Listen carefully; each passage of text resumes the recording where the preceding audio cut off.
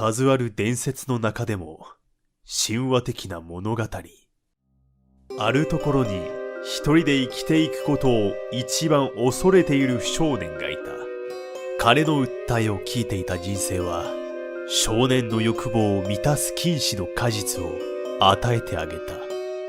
千の太陽みたいに輝くあの少年はこの世界で自分の願いが叶われた。その眩しい光でかつてニカと呼ばれた彼は世界を歓喜の渦にかき込む力を持っていたのだ。民衆を悲しみから解放した戦士は今度は自分の想像に従って民衆の欲望の果実を与えた。こうして大昔、世界は唯一の王国を形成し、解放のためにやってきた民衆に囲まれ、ニカは決して独り立ちすることなく生きてきたのである。しかし人間の想像力は彼の恐ろしい野心に追いつき、少年の願いは海の怒りを引き起こしてしまった。自然の摂理を乱し、この存在を脅かして人類全体が水の中に飲み込まれたのである。あの地方の記憶は残っていないが、伝説の火種はまだ完全に消えてはいない。世界の人々は苦難に直面してもなお戦士の解放者を求めている。しかし彼は再び現れることはなかった。それでも自由という言葉に意味を与える人間がいる限り、その存在は決して消えることはないと言われている。時を経て、もし彼の存在がまだ望まれるなら、太鼓の音とともに昔の英雄が新しい夜明けをもたらすために必ず戻る。Eiichiro Oda nous l'avait dit au tout début de son manga, pour découvrir la vérité sur les fruits du démon, il faudra attendre un certain professeur. Nous voici aujourd'hui au chapitre 1069 de One Piece et nous pouvons vous dire officiellement que le professeur Vegapunk révèle l'origine des fruits du démon. Bonjour à tous et bienvenue au Mon Corvo, voici Kitaro et voici Kamaltero. Et bienvenue dans l'analyse complète et détaillée du chapitre 1069 de One Piece. Alors autant durant 7 ans on n'a pas arrêté de vous dire que Eiichiro Oda avait tout prévu, mais vous allez le voir que dans ce chapitre, c'est le cas. Il est formidable de constater que des choses avaient été implantées il y a plus de 18 ans. Franky, enfant sauvé par les Mads, l'origine du bois d'Adam et l'arbre d'Ève dans le château de Pangaea qui serait l'arbre des fruits du démon, la forme éveillée des Zoan hybrides de Nika, Kaido et Rob Lucci, et enfin le véritable plan de l'armée révolutionnaire et la toute dernière séparation des Mugiwara. Très franchement, c'est sûrement l'une de nos reviews les plus importantes en 7 ans. Ça a été un travail ultra excitant, on a essayé de mettre le maximum de moyens, vous avez vu dans l'intro, et vous n'êtes pas au bout de vos surprises pour cette analyse. Alors on vous le dit, si vous voulez nous encourager, si vous voulez ne rien louper du meilleur de One Piece, abonnez-vous à la chaîne et activez la notification parce que Eiichiro Oda décide de descendre sur la pente la plus excitante de toute son œuvre. On espère du fond du cœur que vous allez aimer ce que vous allez entendre. Si c'est le cas, laissez un maximum de likes sous cette vidéo pour fêter l'explication complète des fruits du démon. Merci à tous, vous êtes prêts, on doit vous parler, car il est d'un mythe qui, parmi tant de légendes, commença il y a fort, fort longtemps.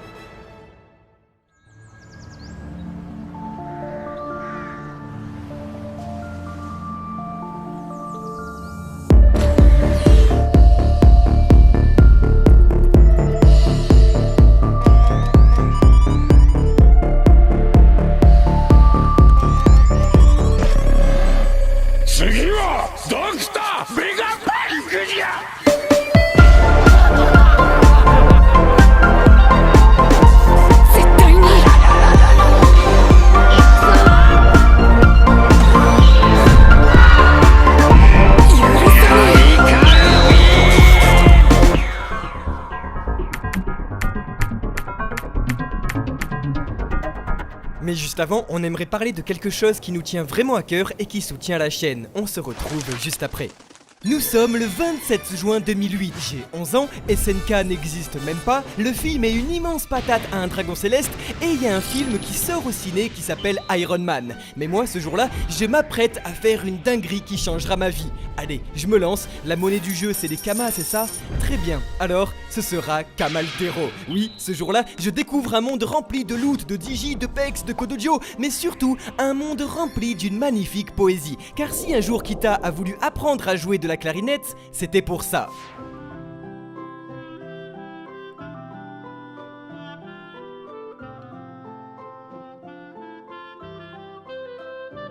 Le 27 juin 2008, nous découvrions Dofus, le MMORPG français qui aura forgé toute une génération et qui continue de le faire après plus de 14 ans grâce à sa toute nouvelle extension, l'héritage des Forgelances. Nouveaux donjons, nouvelles zones et nouvelles classes, redécouvrez le jeu ultime via le tout nouveau gameplay des Forgelances et leur série animée par les créateurs de Wakfu. Gros Galoragran achète Kodojo, Xelor.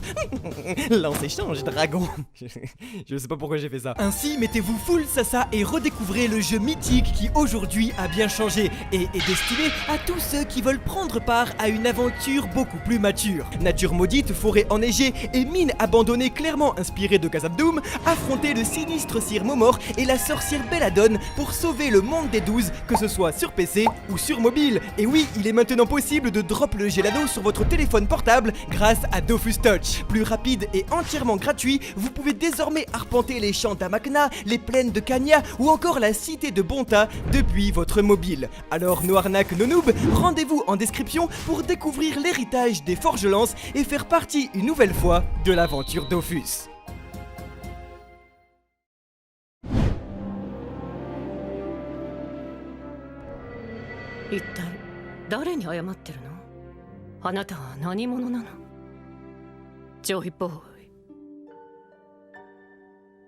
Les textes anciens conservés dans la bibliothèque d'Elbaf et retenus par le professeur Vegapunk raconteraient l'histoire d'un homme légendaire.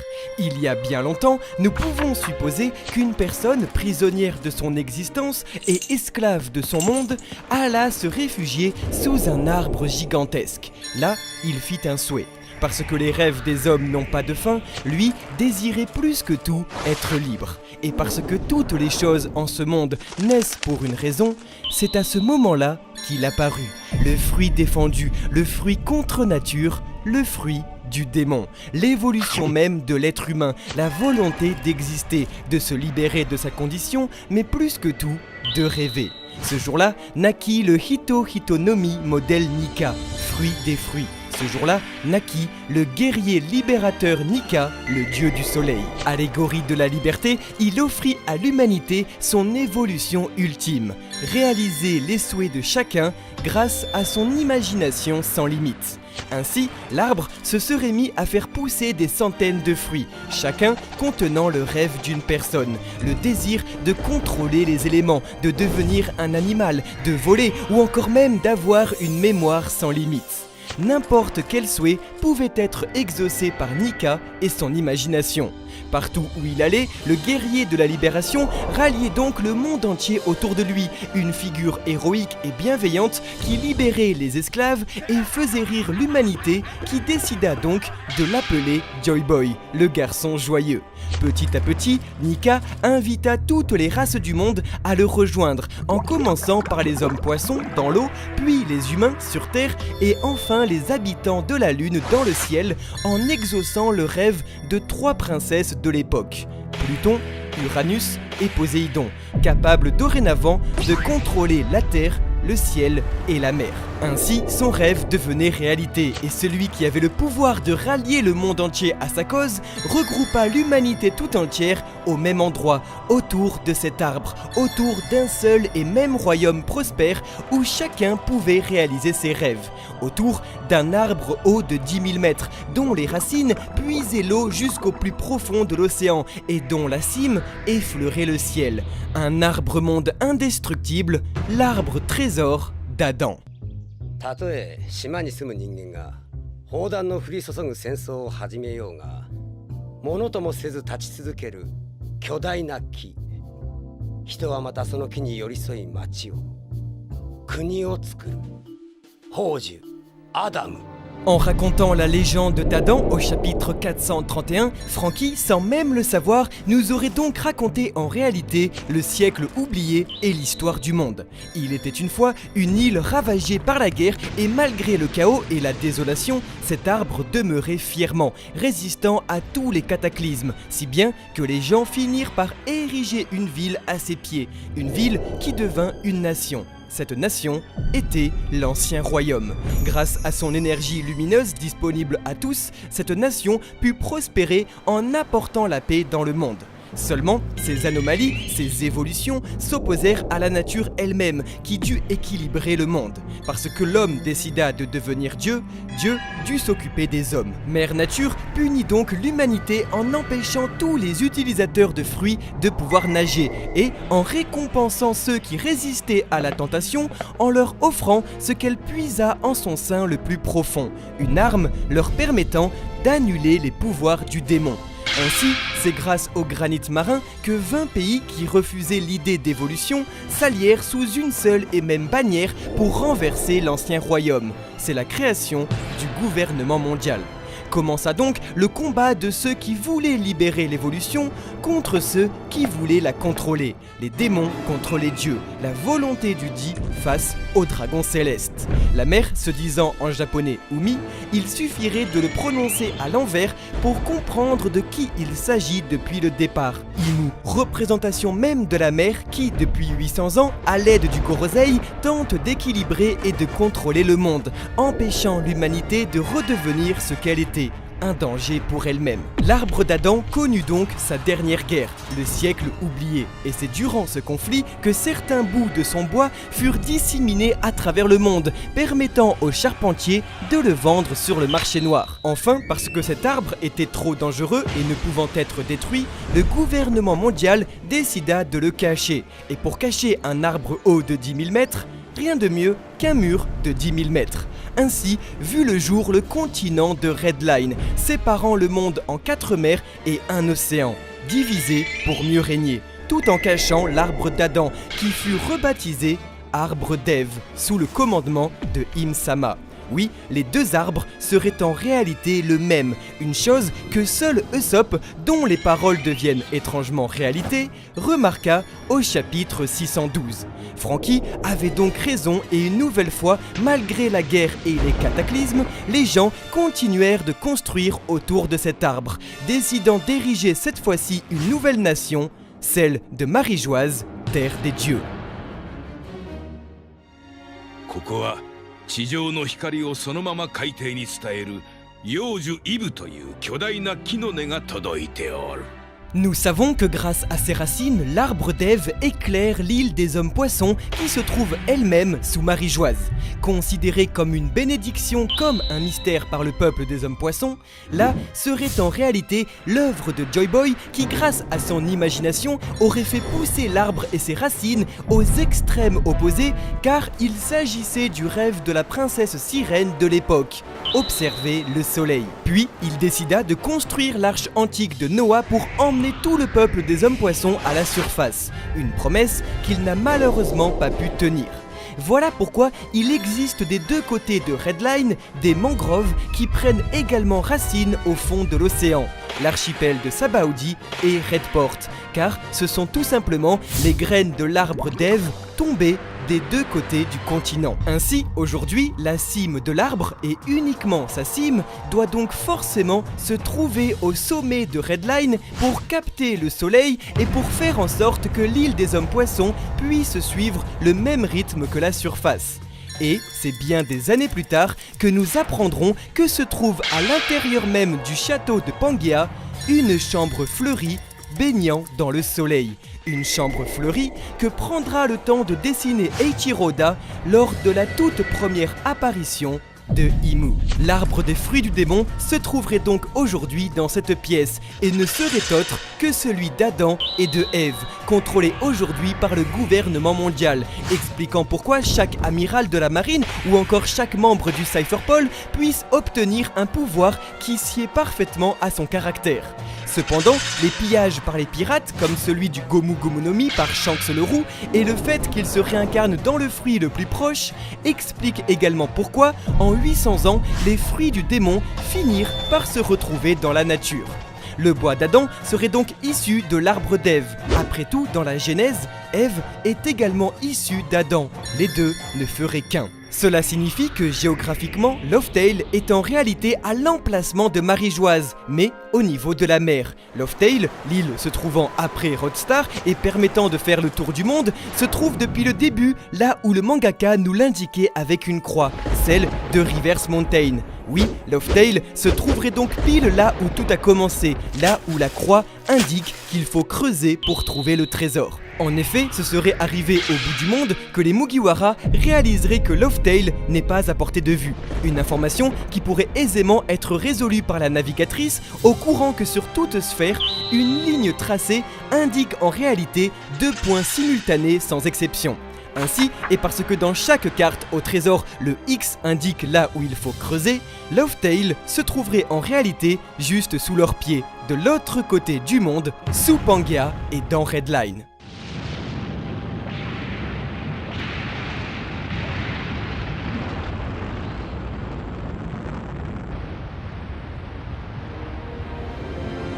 S'inspirant clairement de la Genèse et du commencement de la Bible, Eiichiro Oda, à l'instar d'autres auteurs japonais comme Hayao Miyazaki avec Le Château dans le ciel, Hajime Isayama avec L'attaque des titans ou encore Shigeru Miyamoto avec La légende de Zelda, pourrait expliquer la magie de son monde par le désir de l'humanité d'évoluer, de transcender sa condition et d'être toujours de plus en plus libre. Que ce soit par des titans de 15 mètres, une tour de Babel dans le ciel, une Triforce ou encore des fruits du démon. Voilà pourquoi nous retrouvons dans One Piece des références directes à la Bible, comme le déluge, le fruit défendu, mais surtout les arbres du savoir d'Adam et de Ève. L'opposition de deux idéologies que l'auteur aurait donc installées durant près de 25 ans, le soleil de Joy Boy face à l'obscurité d'Imu. De tous les bateaux au monde, seuls 2 possèdent du bois d'Adam, l'Oro Jackson de Goldie Roger et le Thousand Sunny de Monkey D. Luffy, comme si l'arbre avait fait don de soi uniquement à ceux qui sont destinés à le libérer, en détruisant Redline et par la même occasion l'île des hommes poissons, se trouvant en dessous comme prédit par Shirley au chapitre 610. L'arbre des fruits du démon que le gouvernement mondial cherche à tout prix à conserver secret dans sa chambre fleurie serait donc enfin libre. D'autant plus que la Piuta, ancien royaume d'Hayao Miyazaki et inspiration principale d'Eiichiro Oda pour sa mythologie à lui, fut construite également autour d'un arbre et détruite à la fin pour le libérer, chose que pourrait faire l'auteur avec Redline. Voilà pourquoi 9 siècles plus tard, les porteurs du Di sont considérés comme les ennemis des dieux, comme précisé par Don Quirote Rocinante. Voilà pourquoi le gouvernement rebaptisa le Hito Hito no Mi en Gomu Gomu no Mi. Voilà pourquoi, durant 900 ans, Imu tenta de mettre la main sur le fruit interdit sans aucun succès, car les fruits Zoan ont leur propre volonté, et lui a attendu 9 siècles avant de retrouver son maître, avant de retrouver quelqu'un à qui sied parfaitement ce chapeau de paille, avant de retrouver Joy Boy. Tout simplement car, comme le dit Vegapunk dans ce chapitre, même après un millénaire, les gens n'ont jamais cessé d'y croire. Il est la personnification même de la passion et des rêves qui, comme le temps, rien ne peut arrêter. Et il en sera ainsi tant qu'il y aura des hommes prêts à donner un sens au mot liberté. 参ったな。熱いからだな。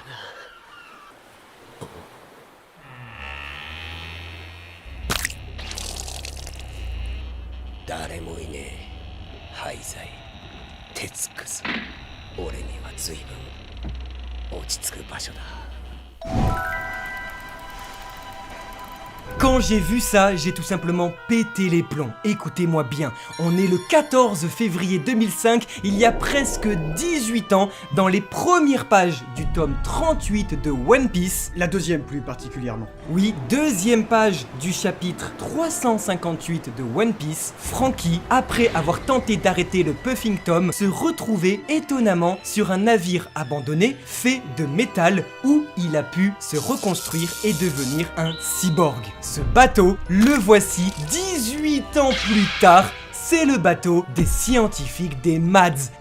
Immense dinguerie de la part d'Eiichiro Oda, on remarque sur le bateau de 2005 qu'il est en style steampunk. On voit qu'il n'y a pas que du bois, il y a énormément de ferraille, de métal, et donc ce serait l'ancien repère des Mads. Ce qui signifie que Franky a donc été réparé 2 fois par Vegapunk. La première fois après le Puffing Tom sur le bateau des Mads, et la deuxième fois dans le laboratoire de Vegapunk sur Balgimoa. Ce qui prouve que les deux personnages, sans même le savoir, sont extrêmement liés. Franky est une légende, il a vu Oden, il a vu Roger et il était sur le bateau des Mads. Le Boog avait tout prévu, c'est quand même un peu flippant mais c'est surtout très émouvant de savoir que quand même 18 ans c'est ce qu'il faut pour un être humain en France pour arriver à sa majorité, je veux dire c'est quand même, voilà, oui le bateau a une voile, oui peut-être que c'était pas exactement ce à quoi il imaginait il y a 18 ans mais c'était l'idée était là et puis on remarque que chez Eiichiro Oda il a des réflexes graphiques qui vont lui servir à illustrer quelque chose qui se veut scientifique, par exemple comme sur la Lune où les robots et les pirates de l'espace avaient ce compteur électrique, on sait pas ce que c'est pour indiquer soit une température, soit une pression. On le retrouve également sur ce navire. C'est une façon pour Eiichiro Oda d'habiller son décor lorsqu'il s'agit de montrer quelque chose de scientifique, roboesque. Steampunk. C'est la définition même en fait du foreshadowing, du fusil de Tchekhov. Eiichiro Oda a placé ce bateau là et il s'est dit il va servir à quelque chose. Pas dans un chapitre, pas dans 2, pas dans 3, mais bien plus de 700 chapitres et 18 ans plus tard. Ce qui est sympa, c'est que lorsqu'on sait que Vegapunk finalement est, après les Mads, financé par la marine et le gouvernement, on sait désormais que avant, chez les Mads, il était financé par la pègre, et plus particulièrement Ruffaldo, ce type qu'on avait déjà vu du coup chez Big Mom lors de la Tea Party, qui, à l'époque, il y a plus de 20 ans, avait formé les Mads pirates pour créer, selon eux en tout cas, une envie plus pacifiste pour améliorer les conditions de vie humaine, et le pacifiste qui trône au sommet du mât, il n'est pas sans rappeler forcément la plus grande création de Vegapunk dans le manga, les pacifistas. Et en parlant des pacifistas, on peut parler de leur version 2.0, donc aujourd'hui les séraphins, et on apprend quelque chose de très important, c'est la hiérarchie de commandes qui leur sont attribuées, à savoir que tout en dessous on a le CP0, ensuite on a Sentomaru, ensuite on a Vegapunk, et ensuite on a carrément le Gorosei. Oui, vous avez bien entendu, il y a le Gorosei qui peut donner un ordre aux séraphins. Cependant, une nuance entre en jeu, on ne peut donner un ordre à travers un escargophone. Chose déjà très importante pour la fin du chapitre où Rob Lucci détient désormais les droits de commande aux séraphins, tandis que Vegapunk est sur l'île, tout simplement parce qu'à mon avis, les haut-parleurs ne peuvent pas marcher. Il faut que l'ordre soit donné de vive voix et que donc le séraphin soit à côté. Ce qui implique donc que si le Gorosei souhaite donner des ordres aux séraphins, pour la première fois, le Gorosei doit lever ses fesses de son canapé. Le Gorosei n'a jamais quitté cette chambre dans Pangaea de toute l'intégralité du manga. Ce qui impliquerait donc alors peut-être ici un des plus gros foreshadowing à nouveau. On vous a parlé d'un navire qui a été implanté il y a 18 ans, soyez sûr que cette hiérarchie et le Gorosei à son sommet aura une implication majeure à la toute fin du manga dans des années. Et la théorie que vous connaissez, ça fait longtemps qu'on vous en parle, celle qu'on a baptisée l'ordre 66 de Star Wars, qui est une inspiration directe du maître mangaka, où il est possible de retourner des clones contre ses propres créateurs. Vegapunk étant leur créateur et surtout ami avec le chef de l'armée révolutionnaire Monkey D. Dragon, est-ce qu'il n'existerait pas un tout dernier niveau de commande supérieur caché? Hop, vous rajoutez au-dessus du Gorosei Monkey D. Dragon et seul lui avec sa voix pourrait donner un ordre final aux séraphins. Étant donné que c'est de vive voix, est-ce que Dragon n'irait pas affronter le Gorosei dans leur chambre? Le Gorosei qui du coup ne peut pas donner d'ordre via l'escargophone demanderait aux séraphins d'exécuter Dragon et à ce moment-là, au dernier moment, Dragon leur dirait exécutez le Gorosei Ordre 66, bingo. ロギア系、ゾーン系、パラミシア系得意な能力は数々あれど自らの身体能力が純粋に強化されるのは迫撃においてゾーン系こそが最強の手段 Mais pour le moment, et après avoir assassiné Sentomaru, le commandement des séraphins revient à Rob Lucci et au Cypherpole Aegis 0. S'il y a bien un thème important dans ce chapitre, c'est bien les fruits du démon, et plus particulièrement ici, le réveil, et plus particulièrement encore l'éveil des Zoan. En plus d'avoir un flot interstellar, Rob Lucci nous offre ici les spécificités des Zoan éveillés conscients. Je dis bien conscients parce que les premiers Zoan que nous avions éveillés de tout le manga jusqu'à aujourd'hui avec Les ce seuls. chapitre, c'était les seuls et uniques gardes bestiaux d'Impel Down qui avaient gagné énormément en endurance, en force, en récupération, mais qui du coup avaient perdu leur conscience, tout simplement parce que, rappelez-vous, il est dit par le Gorosei même, et même beaucoup plus tôt dans le manga à Alabasta par Usopp, que les Zoan ont leur propre volonté, et que du coup, si éveillés, peuvent prendre le dessus sur l'utilisateur même. L'animal reprend le contrôle. Sauf lorsque l'utilisateur est plus puissant et entraîné. Et on remarquera alors des caractéristiques physiques très importantes qui nous prouvent que Kaido également avait éveillé son fruit du démon du Zoan mythologique du Uo-Uonomi modèle Dragon Azur. Ces caractéristiques, ce sont tout simplement premièrement des canines en plus de dents aiguisées. On remarquera que la forme éveillée des Zoan, c'est la forme hybride mais avec des caractéristiques physiques en plus. Et c'est exactement ce qu'avait Kaido. Il avait sa forme hybride mais plus tard dans le combat contre Luffy, nous montrait des canines, des dents pointues, un nez beaucoup plus gros et surtout des sourcils en vrille exactement comme ceux de Nika plus tard. On remarquait donc une différence physique énorme chez Kaido qui était moins fin et qui était beaucoup plus buff, beaucoup plus musclé, mais toujours alcoolisé. Ce qui nous montre que Kaido n'était peut-être pas vraiment au courant ou bien était tellement fort qu'il pouvait utiliser son éveil seulement lorsqu'il était rebou. Mais l'ambiguïté est intéressante quand on sait que les Zoan qui ont leur propre volonté peuvent rendre inconscient leur utilisateur en prenant le pas.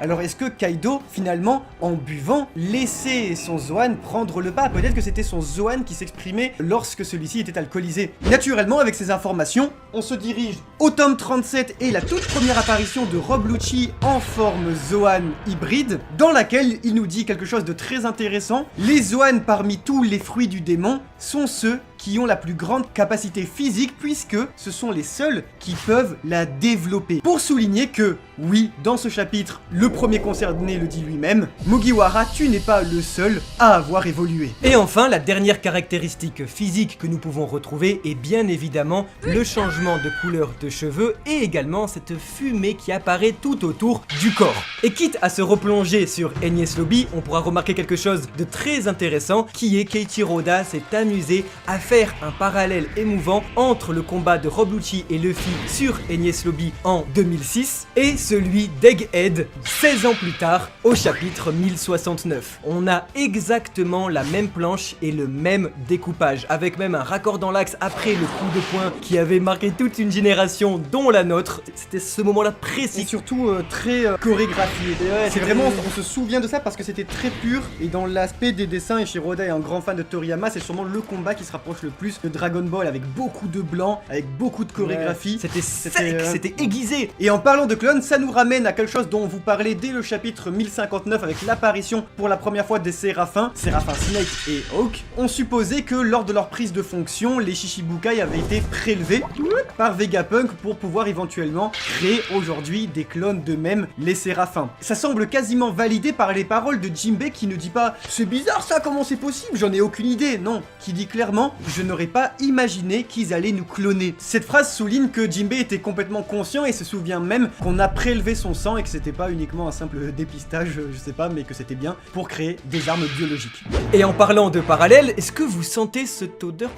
Mais oui, bien sûr, ça sent Sabaody, parce que depuis 2009, ne s'étaient pas regroupés sur une seule et même île au même moment Kizaru, Kuma et Sentomaru. Et Eiichiro Oda, une nouvelle fois, comme tout ce qu'on a dit dans le reste de cette vidéo, avait implanté une parole très importante de Luffy qui nous disait à l'époque, en nous montrant ces trois personnages, on ne peut pas les battre, mais un jour, nous viendrons tous vous battre. Et ce que ce moment ne serait pas arrivé. On sait que l'entraînement de Luffy a une importance primordiale, il s'était déjà foutu sur la gueule avec un amiral de la marine à Dressrosa et nous l'avait dit, je ne suis pas entraîné pour rien, je ne laisserai plus personne derrière, et ce que... Parce qu'on voit aujourd'hui que Kizaru sera là, que Sentomaru sera là et que Kuma va sûrement ramener aussi ses fesses. On a vraiment une sale ambiance Sabaody. Qu'est-ce qu'il va se passer? Est-ce que Eiichiro Oda n'est pas en train, au final, et on n'y croyait pas, mais de nous préparer une nouvelle séparation pour nous montrer que Luffy va devoir aller autre part que les Mugiwara? Parce que dans un premier temps, Eiichiro Oda est en train de distribuer ses cartes et si on pensait que Luffy était en train de boxer Lucci, ça reste le cas, ce dernier prend contrôle des Séraphins qui sont extrêmement puissants. En plus de cela, vous rajoutez un amiral de la marine on rigole beaucoup moins. Et dans tout cela, Kuma se téléporte. Alors, partant de notre théorie des chapitres précédents où nous vous disions que Kuma viendrait éventuellement parce que dans un ordre final de Vegapunk, il dirait de venir chercher sa fille, est-ce que Kuma ne viendrait pas exactement comme en 2009 pour téléporter les Mugiwara? On connaît l'amour de l'auteur pour créer des parallèles entre l'ellipse de son œuvre. Alors est-ce que les Mugiwara ne subiraient pas une toute dernière séparation pour recréer le grand final de l'œuvre? À savoir, Luffy possède Bonnie avec lui et doit aller rejoindre Vegapunk. Alors est-ce que Kuma ne pourrait pas téléporter les 3 personnages chez Monkey D. Dragon, qui est Keiichiro Oda avait pris le temps d'écrire comme ami très proche de Vegapunk au début de son arc, pour en plus faire retrouver le père et le fils? Et si tous les lecteurs de One Piece peuvent s'accorder sur quelque chose, c'est qu'on est à environ 90% de l'œuvre. Il reste environ 3 ans à One Piece, ça fait plus de 25 ans. Et si on imaginait tous que Luffy devait rencontrer Dragon, et ben ce serait exactement maintenant. Avec les secrets des dés, Kuma pourrait dire ses adieux à sa fille, tandis qu'il enverrait les autres Mugiwara à Elbaf. Et ça permettrait de faire 2 choses très pertinentes. Dans un premier temps, Luffy serait seul et, dans un parallèle d'écriture qui peut-être paraîtrait redondant, verrait qu'il a la vivre-carte de son frère Sabo qui partirait un peu en miettes depuis que éventuellement il s'est pris une rafale d'Uranus dans la tête. Et en plus de ça, tiens donc, l'apprendre chez les révolutionnaires, chez Monkey D. Dragon, tandis que les Mugiwara, eux, à Elbaf, découvriraient sa mythologie, son lore et surtout toute sa géopolitique liée à Loki, à son passé, avec le rôle de Nami qui est une des meilleures amies de Lola qui devait se marier au prince des géants, et plus que tout, sans son capitaine Monkey D. Luffy, Usopp, qui doit briller chez les Vikings, pourrait enfin dire ce qu'il rêve de dire depuis le tout début, c'est lui le capitaine des pirates au chapeau de paille. Comme on sait qu'Eiichiro Oda a dit qu'il restait moins de 3 ans à One Piece, cela permettrait d'accélérer l'œuvre à un autre niveau. D'un côté avec les Mugiwara sur Elbaf, et Usopp qui deviendrait vraiment quelqu'un de très important, ce brave guerrier des mers qu'il aimerait devenir, parce qu'il serait le capitaine des Mugiwara qui aurait sauvé Oimo, Karsi, qui aurait libéré Dory et Brogy, et considéré même comme un dieu vivant par Harudrin et le nouvel équipage des géants. Usopp, il aurait vraiment tout son arc, pendant que Robin retrouve Solo. Pendant ce temps, Luffy, lui, comme Impel Down et Marineford, aurait son arc chez les révolutionnaires. Parce que de tout le manga, il y a seulement 2 personnages qui ont émis des théories. Le premier, c'était le professeur Clover sur Ohara, qui s'est fait descendre parce qu'il en savait trop. Aujourd'hui, le deuxième personnage qui émet une théorie de tout le manga, c'est bien le professeur Vegapunk. Non pas comme le professeur Clover sur le siècle oublié et sur l'ancien royaume, parce que lui était archéologue, mais bien sur les fruits du démon. C'est donc quelque chose de nature plus scientifique. Et maintenant qu'il s'approche trop près de la vérité, le gouvernement veut le descendre. Et comme on sait que ces 2 personnages étaient très proches de Dragon, ce dernier ne pourrait pas nous parler de l'ancien royaume, ni des fruits du démon, mais pourrait bien expliquer à son fils, et ce serait de la meilleure manière possible, sa volonté et la volonté du dit, ce qu'elle signifie, ou du moins émettre sa théorie, comme Clover et comme le professeur Vegapunk, tout simplement parce que tout cela serait validé une fois arrivé sur Laugh Tale.